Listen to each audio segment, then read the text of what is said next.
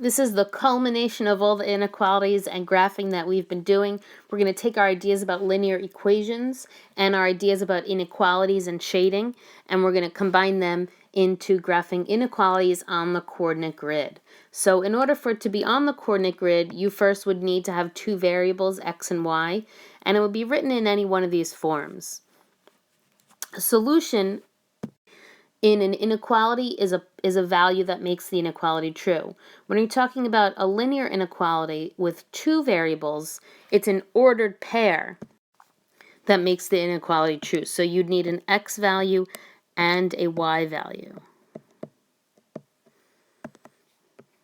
So let's just check to see if some of these are solutions. Remember, the x comes first, the y comes second. So let's just plug in -1 for x and 9 for y and see if it's true. That gives me 7 is less than -3, and that is not true, so this is not a solution. For this one, I plug in 2, -2, and that gives me 2 plus 6 is greater than or equal to 8, and that is true. So 8 is greater than or equal to 8, so this would be a yes.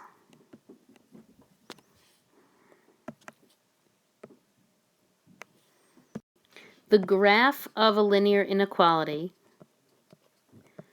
shows all the values or all the solutions of the inequality in a coordinate plane. So here's how we do it, and then we're going to do some together. First, you have to graph what's called the boundary line.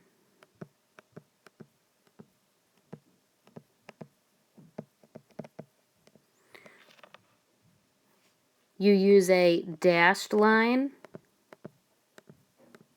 for less than or greater than, and you use a solid line for less than or equal or greater than or equal. Dashed, some people call it broken, and solid, some people call it continuous.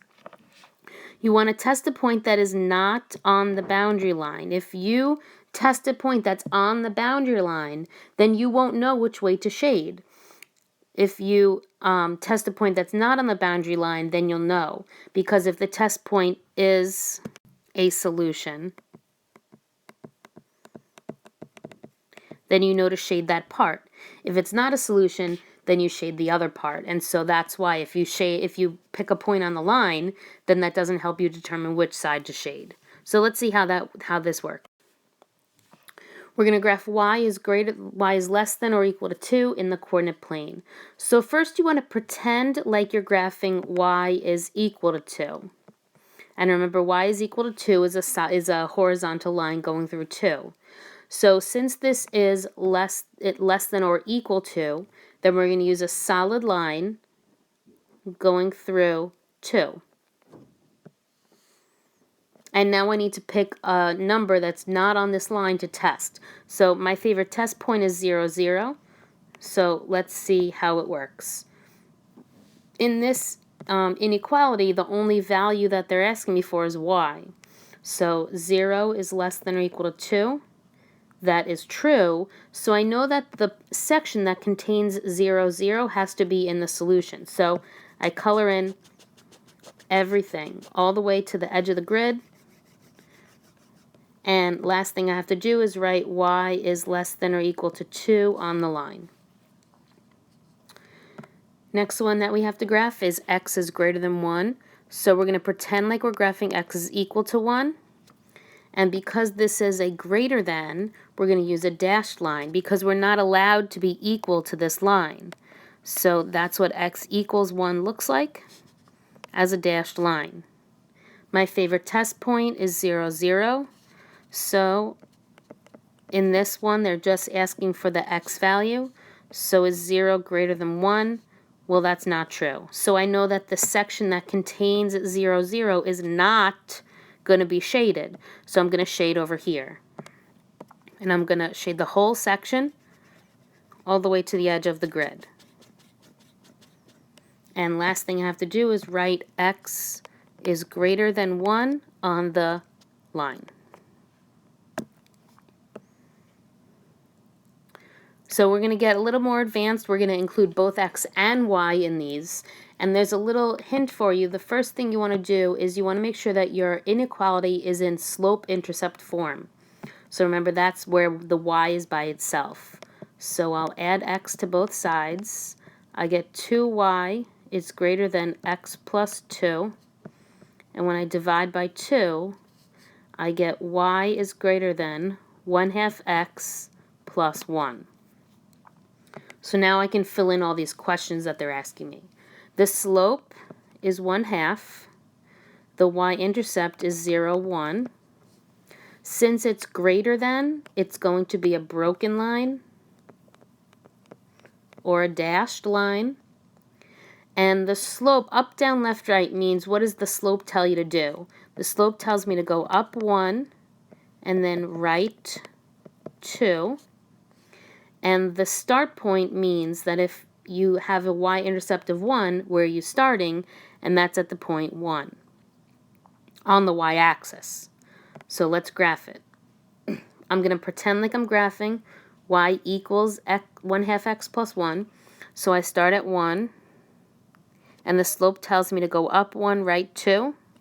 And the more points I have, the more accurate my line is. So I'm going to fill this whole grid with points.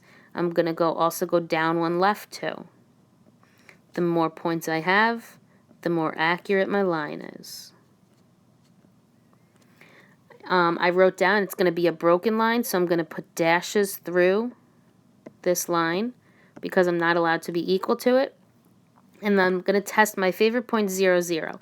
Now, 0, 0 is my favorite test point. If you have a different point you want to test, go for it. There's no rule that says you have to pick 0, 0, but that just makes the numbers easy, so hey, why not? So now plug in 0.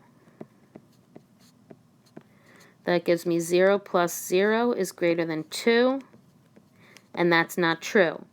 So then I know I'm going to color in this section that does not contain 0, 0, so that's up here.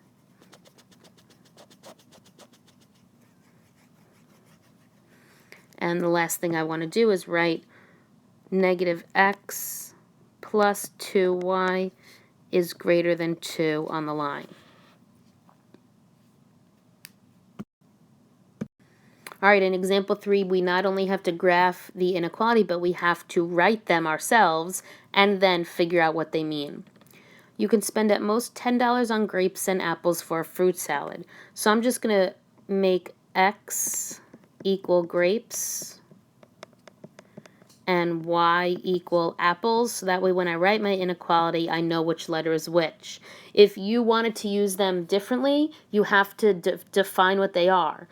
I'm going to assume that you're using x as grapes. If you're choosing not to use x as grapes, you need to tell your reader that by writing it down. Or even if you are doing that, you need to tell your reader. Grapes cost $2.50 per pound and apples cost $1 per pound. Write and graph an inequality for the amount of grapes and apples you can buy. Then identify and interpret two solutions.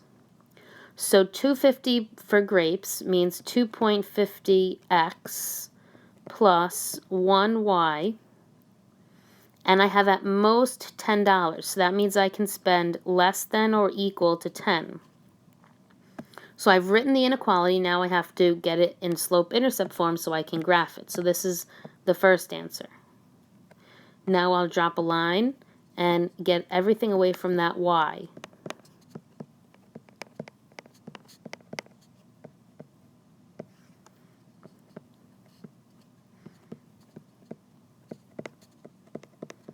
Alright, so I can just get rid of this 1 because it's really not doing anything over here. I'll just erase it. Or scribble it out.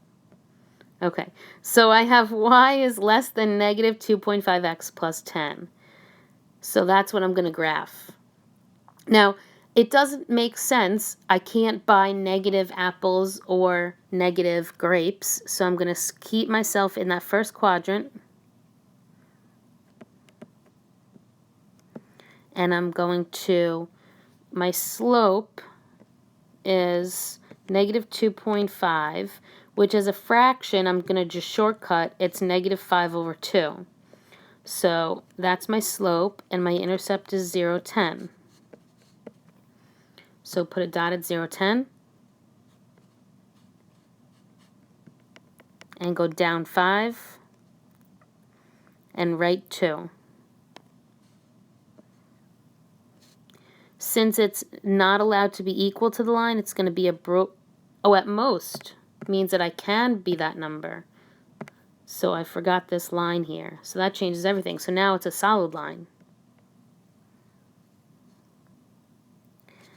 And I'm going to pick 0, 0 as my test point.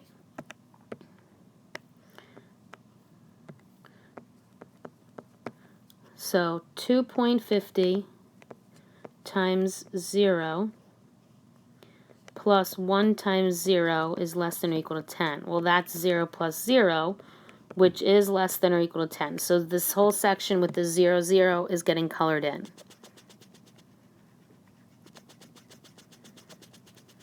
Okay, I have to write the inequality on the line.